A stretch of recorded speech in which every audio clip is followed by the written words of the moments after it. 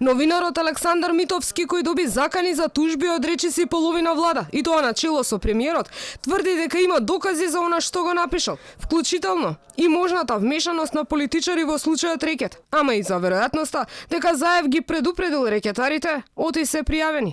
Тој пред камерата на Алфа вели дека исказот со кој Камчев го пријавил случајот, но и дополнителните изјави му биле доставени на домашна адреса. Првата страница беше објавена само како илустрација дека тоа што е напишано во текстот е релевантно.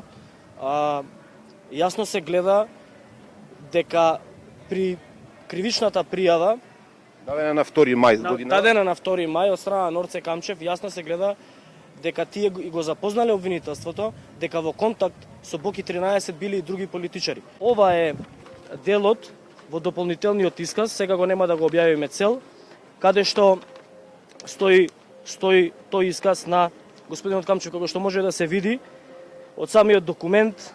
Таму се подпишани обвинителката Вилма Русковска, подносителот Јордан Камчев и записничарот за кој што не се сеќавам на името.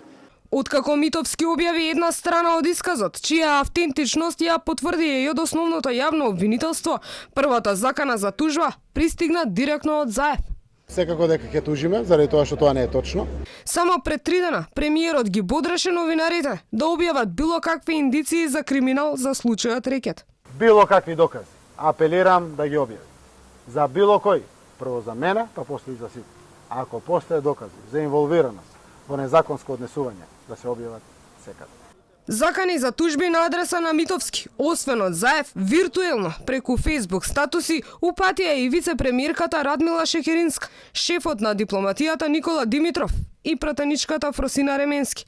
На заканите на политичарите се одзваа новинарите. Бранко Гировски, човекот кој прв почна да пишува за аферата рекет, коментира: Њутнов закон во политиката. На политичар што тужи новинари му се ближи крајот. Другарчиња, ајмо сите ручна.